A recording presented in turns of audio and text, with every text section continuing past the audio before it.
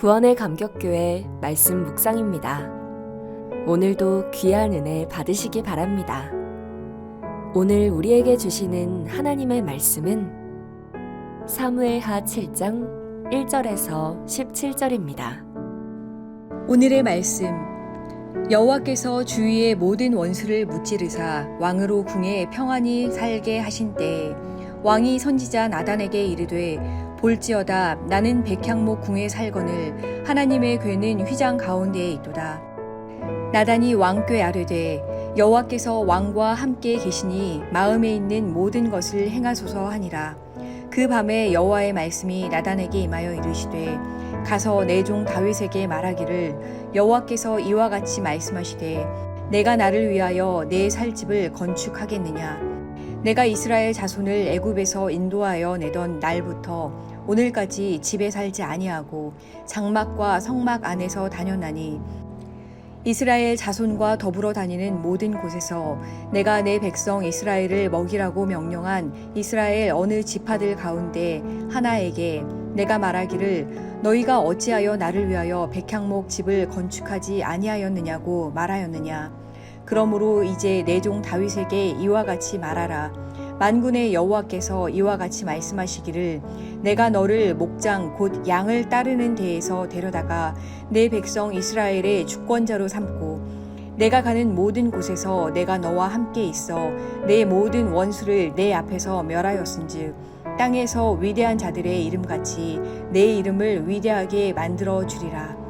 내가 또 내 백성 이스라엘을 위하여 한 곳을 정하여 그를 심고 그를 거주하게 하고 다시 옮기지 못하게 하며 악한 종류로 전과 같이 그들을 해하지 못하게 하여 전에 내가 사사에게 명령하여 내 백성 이스라엘을 다스리던 때와 같지 아니하게 하고 너를 모든 원수에게서 벗어나 편히 쉬게 하리라. 여호와가 또 내게 이르노니 여호와가 너를 위하여 집을 짓고 내 수완이 차서 내 조상들과 함께 누울 때에 내가 내 몸에서 날 내 씨를 내 뒤에 세워 그의 나라를 견고하게 하리라.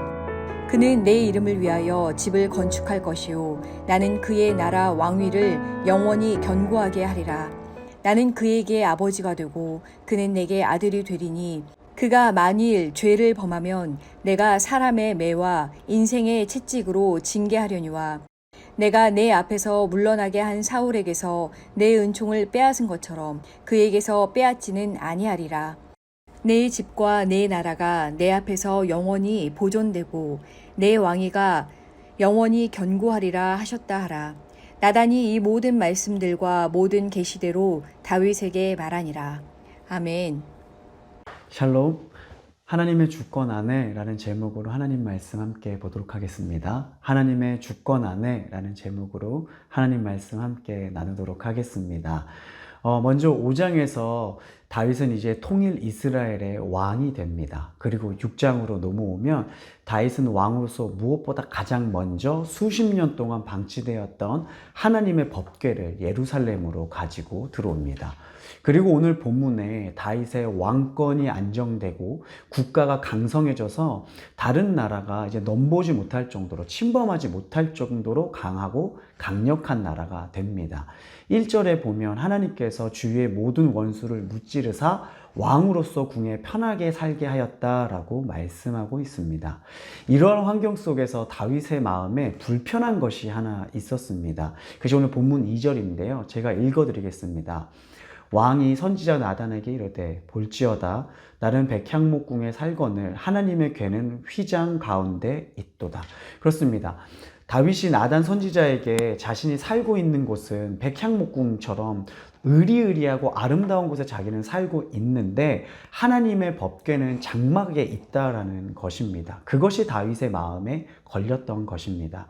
다윗은 하나님의 법궤가 좋은 곳에 좋은 신전에 있기를 바랬던 것입니다. 당시 고대 근동의 모습을 보면 그 나라 왕이 섬기고 있는 그 신을 위해서 신전을 지어주는 것은 흔한 일이었습니다. 하지만 다윗은 그 흔한 일이 아니라 다윗이 하나님을 사랑하는 마음이 오늘 본문에서 보여지고 있습니다. 다윗은 이러한 심정을 나단 선지자에게 전하였고 나단 선지자도 이러한 다윗의 왕의 생각에 동의를 했습니다. 그래서 3절에 보면 이렇게 말하고 있습니다. 나단이 왕께 아뢰되 여호와께서 왕과 함께 계시니 마음에 있는 모든 것을 행하소서 하니라. 아멘. 그렇습니다.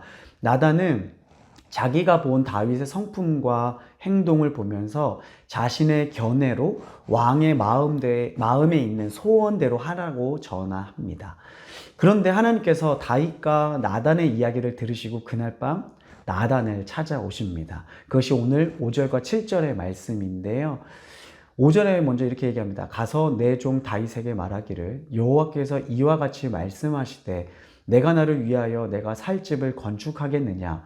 이스라엘 자손과 더불어 다니는 모든 곳에서 내가 내 백성 이스라엘을 먹이라고 명령한 이스라엘 어느 지파들 가운데 하나에게 내가 말하기를 너희가 어찌하여 나를 위하여 백향목 집을 건축하지 아니하였느냐고 말하였느냐. 곧 이 말은 하나님은 나단에게 내가 살 집을 언제 다윗 너에게 지으라고 하였느냐. 난 이스라엘 백성을 애굽에서 인도하여 낸 날부터 한 번도 백향목군 같이 아름다운 집을 지어달라고 한 적이 한 번도 없다라고 말씀하고 있는 것입니다. 하나님은 다윗의 마음을 너무나도 잘 아셨던 것입니다. 그런데 너무나도 매몰차게 내가 언제 해달라고 했느냐라고 하고 계신다는 것입니다. 너가 나의 집을 지을 수 없다라고 하나님은 말씀하고 있습니다. 왜일까요? 그것은 바로 모든 것은 하나님의 뜻과 하나님의 주권 안에 맞추어야 하기 때문입니다. 아무리 다윗의 생각이 이쁘고 옳다고 할지라도 말입니다. 법궤도 다윗 마음대로 예루살렘으로 옮길 수 없었듯이 하나님이 거하시는 곳도 다 하나님의 주권 안에 맞추어야 했던 것입니다. 그리고 하나님께서 다윗이 하나님의 성전 건축을 맡으신 이유는 또 하나 있습니다. 그것은 역대상 22장 8절 말씀인데요. 제가 읽어드리겠습니다. 여호와의 말씀이 내게 임하여 이르시되 너는 피를 심히 많이 흘렸고 크게 전쟁하였느니라.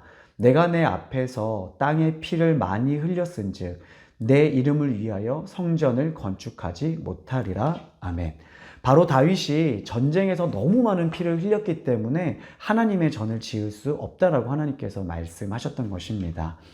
하나님께서 다윗이 성전 짓는 것을 막으셨지만 사실 이 다윗의 마음을 하나님은 너무나도 기뻐하셨다는 것을 오늘 본문에서 볼 수가 있습니다. 오늘 본문 9절의 말씀인데요. 제가 읽어드리겠습니다.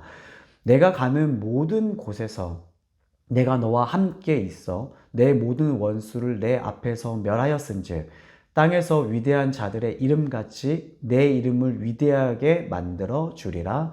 아멘. 그렇습니다. 하나님께서 다윗이 있는 모든 곳에 내가 함께 있겠다. 그뿐만이 아니라 원수를 내 앞에서 내가 멸하겠다. 그리고 땅에서 내 이름을 위대하게 하겠다라고 하나님께서 축복을 내려주고 계십니다. 그뿐만이 아닙니다. 10절과 11절을 보면 하나님께서 이스라엘의 모든 원수들에게서 벗어나게 해주겠다. 곧 안전을 보장하겠다라고 말씀하십니다. 그리고 12절에는 다윗의 왕조로 후대를 내가 계속 이어가겠다라고 축복하십니다. 곧 축복의 말씀들이 쏟아져 나옵니다. 거기서 하나님의 축복은 멈추지 않고 계속 이어집니다. 14절에서 16절은 하나님께서 영원토록 다윗의 후손들을 복주시겠다고 약속을 하십니다. 범죄하였을 때 징계는 하겠지만 절대 너희를 버리지 않겠다라고 하나님은 말씀하시며 약속해 주십니다. 그리고 다윗의 소원이었던 성전 건축도 이루게 해 주십니다. 본문 13절 말씀인데요. 제가 읽어드리겠습니다. 그는 내 이름을 위하여 집을 건축할 것이요 나는 그의 나라 왕위를 영원히 견고하게 하리라. 아멘. 다윗의 소원이었던 그의 마음에 뭔가 걸렸던 그곳 곧 성전 건축을 다윗 자신이 할 수는 없지만 하나님께서는 다윗의 아들 솔로몬을 통해서 주님의 집 성전을 건축할 수 있게 해주겠다라고 약속을 해주십니다. 어떻게 보면 다윗의 마음을 서운하게 하신 것 같지만 하나님께서는 그의 마음을 너무나도 잘 아셨기에 더 큰 은혜로 복으로 보답하셨던 것입니다. 오늘 말씀을 좀 맺고자 합니다. 사도 바울도 주님을 사랑하는 마음으로 그 열정으로 하나님의 말씀을 전하고자 아시아로 가기를 원했습니다. 그때 어떠한 일이 벌어지나요? 하나님께서 그 길을 막아서십니다. 사도행전 16장 6절 상반절의 말씀에 이렇게 말씀하고 있습니다. 성령이 아시아에서 말씀을 전하지 못하게 하시거늘 아멘. 그렇게 성령이 아시아로 가지 못하게 하시고 또한 비두니아로 가고자 했으나 성령이 허락하지 않았습니다. 그리고 밤에 바울이 마게도니아 사람의 도와달라는 환상을 보게 됩니다. 이때 바울의 행동은 어떠했을까요? 사도행전 16장 10절에는 이렇게 얘기하고 있습니다. 바울이 그 환상을 보았을 때 우리가 곧 마게도니아로 떠나기를 힘쓰니 이는 하나님이 저 사람들에게 복음을 전하라고 우리를 부르신 줄로 인정함이로라. 아멘. 그렇습니다. 바울은 바로 자신의 열정과 자신의 뜻을 내려놓고 성령의 뜻을 따라 그대로 행하였습니다. 우리에게도 이러한 모습이 필요합니다. 내가 하나님을 사랑하니 그건 무조건 해야지 라는 생각으로 하는 것이 아니라 막으시면 그것을 인정하고 하나님의 뜻에 순종해야 하는 것입니다. 하나님은 절대 하나님을 사랑하는 마음으로 하고자 하는 마음을 무시하는 것이 아닙니다. 우리는 잊지 않아야 하는 것이 하나 있습니다. 그것은 바로 하나님의 뜻과 때와 방식과 하나님의 주권이 먼저라는 것입니다. 그리고 거기에서 멈추게만 하시는 것이 아니라 그 마음을 아시기에 더 큰 은혜를 누릴 수 있게 해주신다는 것입니다. 다윗이 그랬듯이 말입니다. 우리도 하나님을 기쁘시게 하는 마음과 순종으로 믿음의 명문 가정을 이루어가는 저와 우리 성도님들 되시기를 주님의 이름으로 축원을 드립니다. 기도하겠습니다. 사랑의 하나님, 다윗이 원하는 것은 너무나도 아름다운 것이었지만 하나님은 그를 막으시고 그보다 더 중요한 모든 것은 하나님의 주권 안에서 이루어진다는 것을 알려주셨습니다. 그리고 그 마음을 이쁘게 보시고 복에 복을 내리신 것처럼 우리도 하나님을 향한 생각과 열정이 있을지라도 하나님이 막으시면 불평, 불만을 가지는 것이 아니라 모든 것이 하나님의 주권 안에 있다는 것을 인정하여 죄짓지 않게 하시고 하나님이 주시는 복을 누리며 사는 자 되게 하여 주시옵소서. 감사드리며 우리를 구원하신 예수님의 이름으로 기도드렸사옵나이다. 아멘.